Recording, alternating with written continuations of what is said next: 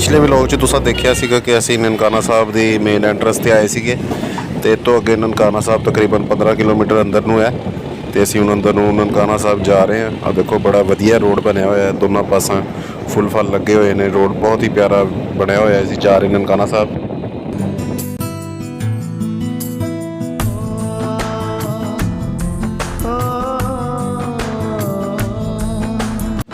ਤੇ ਮਾਸ਼ਾਅੱਲਾ ਸੜਕ ਦੇ ਦੋਨੋਂ ਪਾਸੇ ਹਰਿਆਲੀ ਵੇਖੋ ਕਿੰਨੀ ਹੈ, ਮਾਸ਼ਾਅੱਲਾ ਬੜੀ ਹਰਿਆਲੀ ਵੀ ਹੋਈ ਹੈ ਤੇ ਫੁੱਟਪਾਥ ਉੱਤੇ ਵੀ ਬੜੇ ਪਿਆਰੇ ਫੁੱਲ ਲੱਗੇ ਹੋਏ ਨੇ।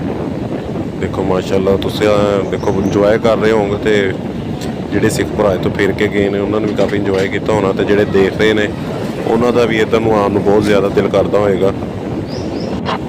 ਤੇ ਮੌਸਮ ਵੀ ਅੱਜ ਮਾਸ਼ਾਅੱਲਾ ਬਹੁਤ ਸੋਹਣਾ ਬਣਿਆ ਹੋਇਆ ਹੈ। ਦੇਖੋ ਮਾਸ਼ਾਅੱਲਾ ਇੱਧਰ ਉੱਧਰ ਸਾਰੇ ਪਾਸੇ ਦਰਖਤ ਪੌਦੇ ਫੁੱਲ ਤੇ खूबसूरत मौसम ਤੇ रोड भी हैं, मोटरवे रोड ਜ਼ਬਰਦਸਤ ਇੰਜੋਏ ਹੋ ਰਿਹਾ। ਬੱਸ ਜਾ ਰਹੀ ਸੀ ਇੱਕ, ਆ ਵੇਖੋ ਬੜਾ ਵਧੀਆ ਮੌਸਮ ਬਣਿਆ ਹੋਇਆ ਹੈ ਤੇ ਸਫ਼ਰ ਅਸੀਂ ਵੀ ਬਹੁਤ ਜ਼ਿਆਦਾ ਇੰਜੋਏ ਕਰ ਰਹੇ ਹਾਂ ਤੇ ਨਾਲ ਤੁਸੀਂ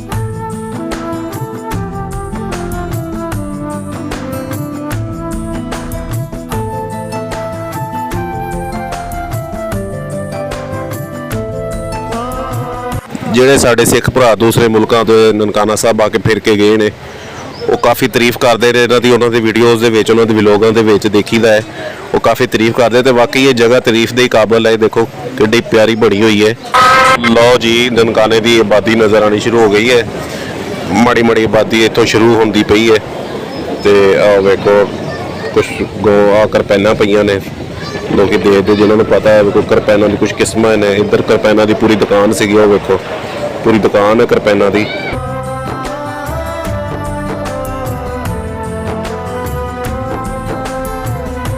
ਅੱਛਾ ਪਾਕਿਸਤਾਨੀ ਆਵਾਮ ਬੜੀ ਜਗਾੜੀ ਹੈ, ਆਇਓ ਤੁਹਾਨੂੰ ਇੱਕ ਜਗਾੜ ਦਿਖਾਉਂਦੇ ਆ। ਇੱਧਰ ਦੇਖੋ ਭਰਾਵਾਂ ਨੇ ਕਿੱਦਾਂ ਰੇਹੜੀ ਤੇ ਜਗਾੜ ਲਾਇਆ ਮੋਟਰਸਾਈਕਲ ਬੰਨ ਕੇ। ਆ ਵੇਖੋ ਤੁਹਾਨੂੰ ਕੈਸਾ ਲੱਗਿਆ ਵੇਖੋ।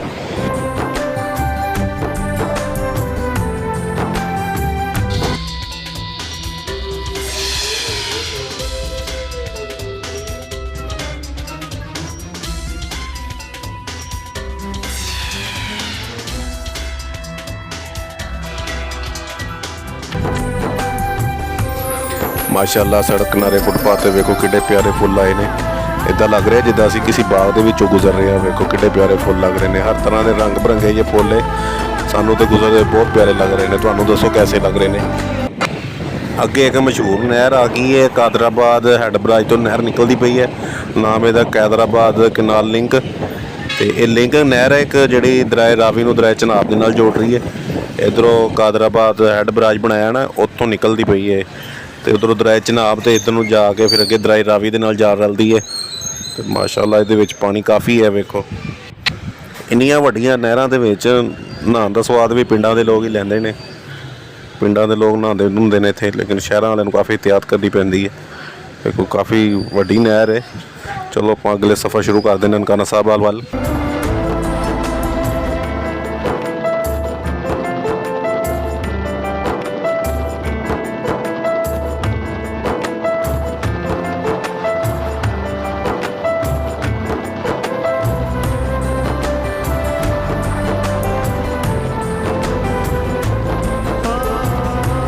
ਇੱਧਰਲੇ ਪਾਸੇ ਤੁਹਾਨੂੰ ਦੁਕਾਨਾਂ ਦੇਖੋ ਕਿੰਨੀ ਮੂੰਜੀ ਬੀਜੀ ਹੋਈ ਹੈ, ਜਗ੍ਹਾ ਜਗ੍ਹਾ ਦੂਰ ਦੂਰ ਤੱਕ ਜਿੱਥੇ ਨਜ਼ਰ ਮੂੰਜੀ ਬੀਜੀ ਨਜ਼ਰ ਆ ਰਹੀ ਹੈ। ਅੱਛਾ ਅਸੀਂ ਮੂੰਜੀ ਕਹਿੰਦੇ ਹਾਂ ਤੇ ਸਿੱਖ ਭਰਾ ਨੂੰ ਝੋਨਾ ਕਹਿੰਦੇ ਆ ਕਿ ਝੋਨਾ ਬੀਜੀ ਹੋਇਆ ਤੇ ਮੂੰਜੀ ਆ, ਮੂੰਜੀ ਲੱਗੀ ਹੋਈ ਆ ਵੇਖੋ।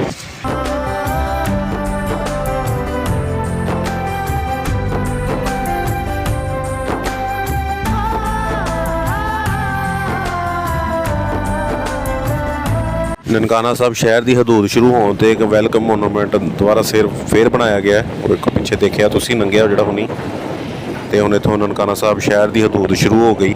ਸ਼ਹਿਰ ਦੀ ਹਦੂਦ ਸ਼ੁਰੂ ਹੁੰਦੇ safe city camera project, safe city ਦੇ ਕੈਮਰੇ ਲੱਗੇ ਹੋਏ ਨੇ। ਤੇ ਇੱਥੋਂ ਕੋਈ ਕਬਰ ਸੀਗੀ ਸੜਕ ਦੇ ਕਿਨਾਰੇ, ਪਤਾ ਨਹੀਂ ਕਿਹਦੀ ਹੈ, ਕੋਈ ਤਾਰੀਖੀ ਕਬਰ ਲੱਗਦੀ ਹੈ, ਕੋਈ ਸ਼ਾਇਦ ਪੁਰਾਣੀ ਕਬਰ ਲੱਗਦੀ ਹੈ।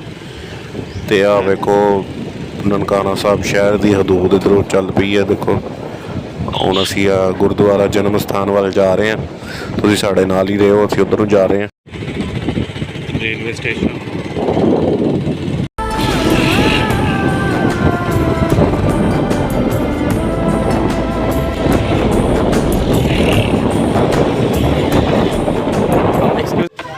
ਇਹ ਹੈ ਜੀ ਨਨਕਾਣਾ ਸਾਹਿਬ ਦੀਆਂ ਉਹ ਗਲੀਆਂ, ਉਹ ਸੜਕਾਂ ਜਿਹਨੂੰ ਦੇਖਣ ਵਾਸਤੇ ਲੱਖੋਂ ਲੋਕ ਆਉਣਾ ਚਾਹੁੰਦੇ ਨੇ ਤੇ ਲੇਕਿਨ ਉਹ ਬਾਰਡਰਾਂ ਦੀਆਂ ਮਜਬੂਰੀਆਂ ਕਰਕੇ ਨਹੀਂ ਆ ਸਕਦੇ।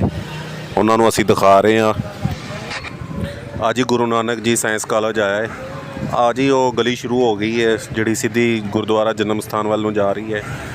ਜਨਮ ਸਥਾਨ ਤੋਂ ਪਿੱਛੇ ਇੱਕ ਦੇਖੋ ਬੜੀ ਪਿਆਰੀ ਮਸਜਿਦ ਵੀ ਬਣੀ ਹੋਈ ਹੈ ਤੇ ਆਹ ਵੇਖੋ ਬੜੀ ਪਿਆਰੀ ਮਸਜਿਦ ਹੈ। ਜਨਮ ਸਥਾਨ ਦੇ ਸਾਹਮਣੇ ਅਸੀਂ ਪਹੁੰਚ ਗਏ ਹਾਂ। ਆਹ ਵੇਖੋ ਸਾਹਮਣੇ ਜਨਮ ਸਥਾਨ ਗੁਰਦੁਆਰਾ ਆ ਗਿਆ ਨੇ।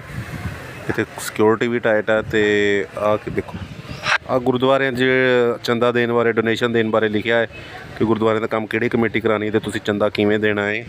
ਲੋ ਜੀ ਆ ਤੁਸੀਂ ਧਿਆਨ ਨਾਲ ਪੜ੍ਹ ਲਓ, ਲਿਖਿਆ ਹੋਇਆ ਤੇ ਅਸੀਂ ਹੁਣ ਗੁਰਦੁਆਰੇ ਤੋਂ ਅੰਦਰ ਜਾਣ ਦੀ ਕੋਸ਼ਿਸ਼ ਕਰ ਰਹੇ ਸੀਗੇ ਲੇਕਿਨ ਉਹ ਸਾਨੂੰ ਜਾਣ ਦੀ ਇਜਾਜ਼ਤ ਨਹੀਂ ਮਿਲ ਰਹੀ ਹੈ। ਕੋਸ਼ਿਸ਼ ਦੁਬਾਰਾ ਕਰਦੇ। ਇਹਨੂੰ ਤੋੜ ਲਗਾ ਆ ਲੈ ਫੜ ਵੀ ਯਾਰ।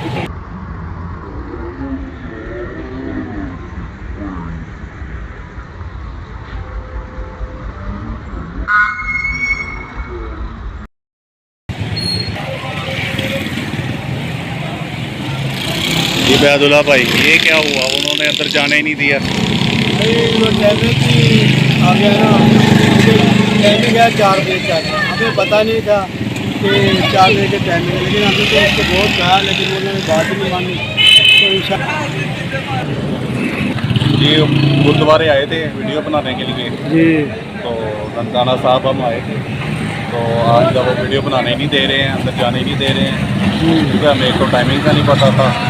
टाइमिंग ना पता होने की वजह से फिर दोबारा इंशाल्लाह कभी आएंगे। 4 बजे तक टाइम है, फिर दोबारा इंशाल्लाह कभी जल्दी आएंगे तो फिर बनाएंगे। तब तक के लिए अल्लाह हाफिज़। टाइम से आएंगे फिर इंशाल्लाह बनाएंगे। हाँ, ਮੁਸਲਮਾਨਾਂ ਵਾਸਤੇ ਗੁਰਦੁਆਰੇ ਅੰਦਰ ਜਾਣ ਦਾ ਟਾਈਮ ਟੇਬਲ ਹੈ ਜਿਹੜਾ ਸਾਨੂੰ ਪਤਾ ਨਹੀਂ ਸੀ, ਇਸ ਕਰਕੇ ਅਸੀਂ ਅੰਦਰ ਜਾ ਕੇ ਵੀਡੀਓ ਨਹੀਂ ਬਣਾ ਸਕੇ। ਪਰ ਅਸੀਂ 2-4 ਦਿਨਾਂ ਬਾਅਦ ਦੁਬਾਰਾ ਆ ਕੇ ਅੰਦਰੋਂ ਤੁਹਾਨੂੰ ਲਾਜ਼ਮੀ ਦਿਖਾਉਂਦੇ ਹਾਂ। ਸਾਡੇ ਨਾਲ ਰਹੋ।